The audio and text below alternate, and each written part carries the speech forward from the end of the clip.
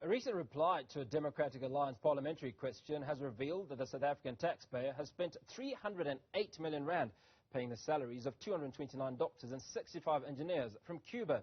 The official opposition plans to bring a Promotion of Access to Information Act application to obtain copies of their skills transfer plan. We now speak to DA Shadow Deputy Public Service and Administration Minister, Dr. Mimi Gondwe. Dr. Mimi, good evening. Thanks for speaking to us.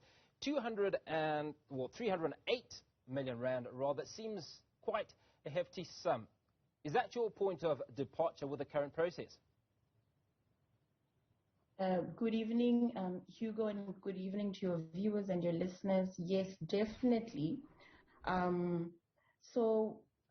We put in a parliamentary question to the Minister of Public Service and Administration, actually the Acting Minister of Public Service and Administration, wanting to find out how many Cuban engineers, teachers, nurses, as well as doctors are currently employed in the country.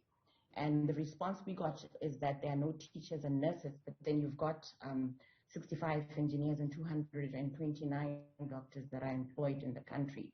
And a second aspect of our question was, what is the total cost of their employment? And the response we got around the Cuban engineers is that, the total cost of their employment is approximately 50 million rand, and the doctors is approximately 257 million rand. And the total comes to 308 million rand that we are currently paying for these Cuban doctors and engineers as taxpayers.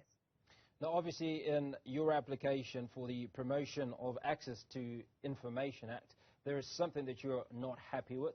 Talk to us about that. Okay, so Hugo, our bone of contention is merely the fact that we have a number of medical graduates and engineering graduates that are unable to find placement, either at hospitals or, maybe engineering firms or departments that can actually employ them. And yet we have, these Cuban doctors and engineers that we are paying to be in the country, and yet we have, qualified graduates that aren't able to find placements. And these graduates, especially medical graduates, spend 6 to 7 years just qualifying, and after that they're required to do a community service. And in most cases, due to budget constraints, they are unable to find placements. And with, your engineering graduates, on the other hand, you find that most engineering firms or departments that require their services want some form of experience. And it's ironic that it's Youth Month, and we then find out that we've got this large cohort of Cuban doctors and engineers that we are paying. And so the purpose of our prior application to the Department of Labor is to request that they produce the skills transfer plans pertaining to these doctors and engineers, because you will know, Hugo, that in terms of the Employment Services Act 4 of 2014, an employer is required to produce such a plan that will outline how these doctors and engineers will be able to transfer skills to, South Africans. And so we thought, let's ask for this plan and have them produce the plan and prove that indeed there will be some form of skills transfer.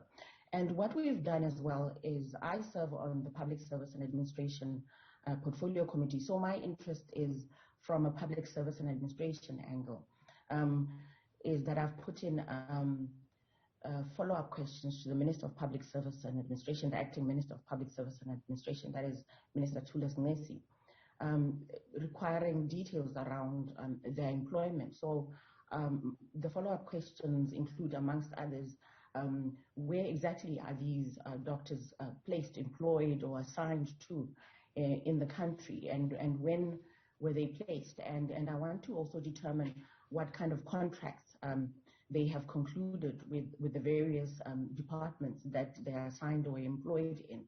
and also try and determine what the terms and conditions of their employment is. Because, I mean, for the amount of money that we're spending on them, one tends to think that perhaps they're on permanent contracts of employment. Well, one, just looking at those numbers, one would presume that they are getting paid expat salaries, but obviously can't say for a fact. And I'd like to think that's one of the things that you will look into. But two things come out from what you've just told me, Dr. Mimi. And the first thing that I'll ask is how experienced are the doctors and engineers that are coming from Cuba, is the first question. And the second question is, what is the placement policy in South Africa for our own qualified doctors and engineers? Because obviously if organizations, companies and corporates are not prepared to take them on because they lack experience, then that ultimately is something that we should be looking into first. Definitely, Hugo, and I think the points that you're making are quite pertinent.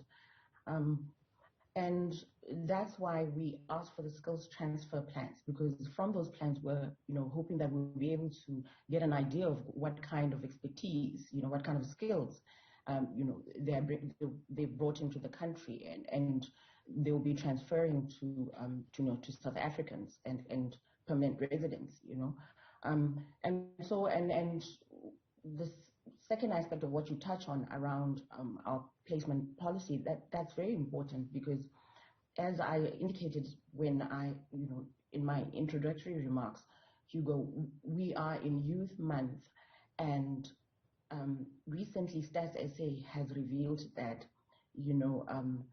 the youth constitute over 60% of the group of people that are unemployed in our country. And it's really quite, how can I put it, disconcerting to find that you've got this large number of foreign nationals that have been brought into the country, and then you have to ask yourself, what of our graduates that have recently qualified? And you and I know that things are getting tougher in the country.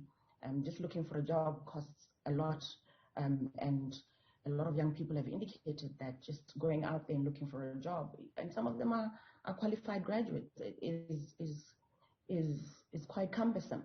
And so I think you're asking a very important question, and hopefully when we get the response from the minister, acting Minister of Public Service and Administration, then we can follow up on issues such as the placement policy and the like, and how his department is trying to ensure that qualified graduates such as engineers and doctors are actually placed. Dr. Mimi, before I let you go, if you could just give me your thoughts on this. A few months ago, there was a whole fiasco around South Africa giving 50 million rand, I think it was, to Cuba. And the argument that was given by the relevant ministry was that this is all about bilateral relations that exist between South Africa and Cuba. Now, is this not one of those cases where there are bilateral relations that exist between countries, and where expertise is lacking, then such processes of secondment, if you will, or exchange of certain skills occur? Hugo, it possibly is, but we won't know until he responds to say that in terms of the skills transfer plan, if it's there, this is why these doctors and engineers have been brought into the country. You will remember, Hugo, that during the lockdown, there was also, an outcry around having Cuban doctors come in and assist us in terms of dealing with the pandemic at the time. And so I think, yes, bilaterals are important and exchanges are important, but our argument is that these should not be at the cost of or at the peril of ensuring that our graduates, qualified graduates, are employed. Things are getting tougher in this country. The cost of living has gone up, and people need to earn a living and make a living. And so that's why we put out this statement to say that it's concerning. I mean, we've got a lot of unemployed people, and some are qualified, and really these are people that could use these jobs, and they're always being told that there are budget constraints and the like. But then why bring foreign nationals? So hopefully the response that will come from the acting minister Acting Minister for Public Service and Administration will be able to shed light on exactly what this cohort of Cuban doctors and engineers are bringing to the country, and what sort of skill set and expertise will they be transferring. Well, we're definitely going to continue and monitor that story. Dr. Mimi Gondwe, thank you for your time. She's the DA's Shadow Deputy Public Service and Administration Minister.